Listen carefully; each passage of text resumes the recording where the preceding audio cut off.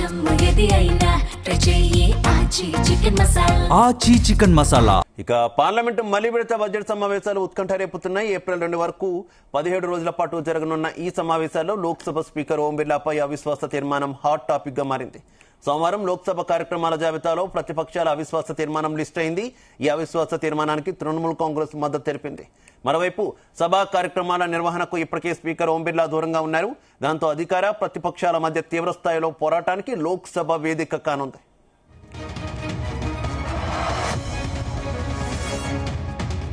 ఇక లోక్సభ స్పీకర్ ఓం బిర్లాపై అవిశ్వాస తీర్మానానికి సంబంధించి మరింత సమాచారం మా చీఫ్ న్యూస్ కోఆర్డినేటర్ రాధాకృష్ణ అందిస్తారు. రాధాకృష్ణ. Good evening Shiva. రేపటి నుంచి పార్లమెంట్ బడ్జెట్ సమావేశాలు రెండో ఫేజ్ కి సంబంధించి రేపు ప్రారంభం కాబోతున్నాయి.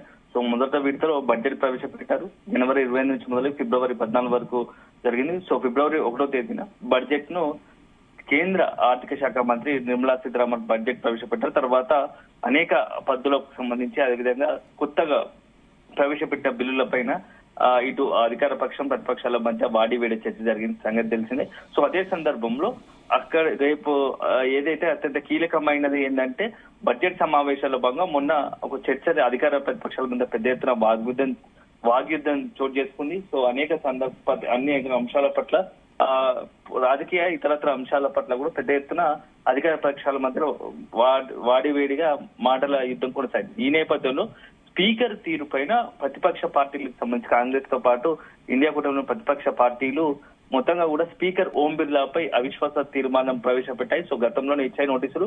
సో ప్రస్తుతం ఏంటంటే రేపు ఈ యొక్క ఓం బిర్లా సంబంధించి అవిశ్వాస తీర్మానంపై స్పీకర్ ఇచ్చినటువంటి అవిశ్వాస తీర్మానంపై పార్లమెంట్ లో ఎలా చర్చ జరుగుతుంది, ఏంది, ఎట్లాంటి స్టెప్స్ ఉండేదో చాలా ఆసక్తికరంగా మారింది.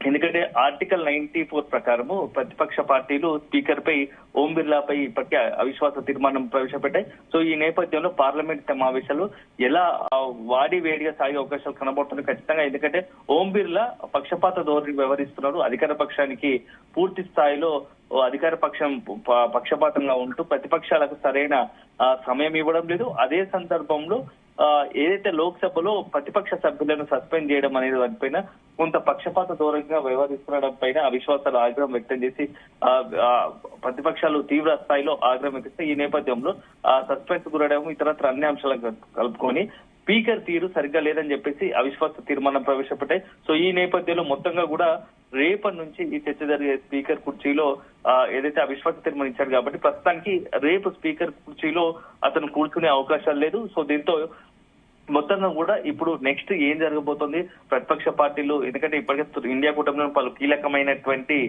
పార్టీలు కాంగ్రెస్ ప్రవేశపెట్టి స్పీకర్ సంబంధించి అవిశ్వాస తీర్మానంపై మద్దతుగా నిలుస్తున్న తరుణంలో నెక్స్ట్ ఏం జరగబోతుంది అనేది కూడా ఆసక్తికరంగా మారింది. ఎందుకంటే మొత్తంగా కూడా అసలు సభ ప్రధాన కారణం ఏంటంటే 9 మంది ఎంపీలను కాంగ్రెస్ ఎంపీలను సస్పెండ్ చేయడం ఒకటైతే రాహుల్ గాంధీకి మాట్లాడడానికి సరైన సమయం ఇవ్వడం అవకాశం ఇవ్వడం లేదని ఒకటైతే మరొకటి అతను రాహుల్ గాంధీ మాట్లాడుతున్నాగా అధికార పక్ష సభ్యులు డిస్టర్బ్ చేస్తున్నారు అనేది ఒకటి. సో ఇవన్నీ పక్కన పెడితే అత్యంత కీలకమైనది స్పీకర్ కార్యాలయం చేసిన ఒక కామెంట్ ఒక మాట మాత్రం సెన్సేషనల్ గా మారింది. ఎందుకంటే లోక్సభలోని మహిళా ఎంపీలు స్పీకర్ చేసిన వ్యాఖ్యలు ఏంటంటే ప్రధాని నరేంద్ర మోడీని మహిళా ఎంపీలు అటాక్ చేసే అవకాశం ఉంది. అందుకోసమే మొన్న మొదటి దశలో జరిగినటువంటి పార్లమెంట్ బడ్జెట్ సమావేశంలో చాలా సంచలనమైన ఒక వార్త వెలుగులోకి వచ్చింది. సో స్పీకర్ కళ్యాణ్ ప్రకటించిన సంగతి ఏంటంటే లోక్సభలోని ప్రతిపక్ష ఎంపీలు మహిళా ఎంపీలు ప్రధాని నరేంద్ర మోడీ పైన దాడి చేసే అవకాశం ఉంది. అందుకోసమే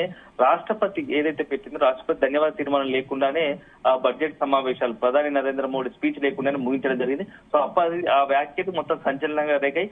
ఆ నేపథ్యంలో ఆ తర్వాత జరిగిన మొత్తం పరిణామాల నేపథ్యంలో స్పీకర్ పై అవిశ్వాస తీర్మానం ప్రవేశపెట్టారు. సో ఈ నేపథ్యంలో రేపు ఏం జరగబోతా ఉంది. సో ఖచ్చితంగా ఓటింగ్ జరుగుతుంది. ఓటింగ్ ప్రస్తుతానికైతే ఎన్డీఏకు అత్యధికంగా ఉన్నారు. సో ఈ నేపథ్యంలో స్పీకర్ కి సంబంధించి అవిశ్వాసం వీగిపోయే అవకాశం ఉన్నప్పటికీ ఒక చర్చ జరిగే అవకాశం ఉంది స్పీకర్ కి సంబంధించిన మొత్తం చైర్ పైన. సో రేపు చైర్ కి సంబంధించి స్పీకర్ పైన అవిశ్వాస తీర్మానం పైన ఇలాంటి చర్చ జరుగుతుంది.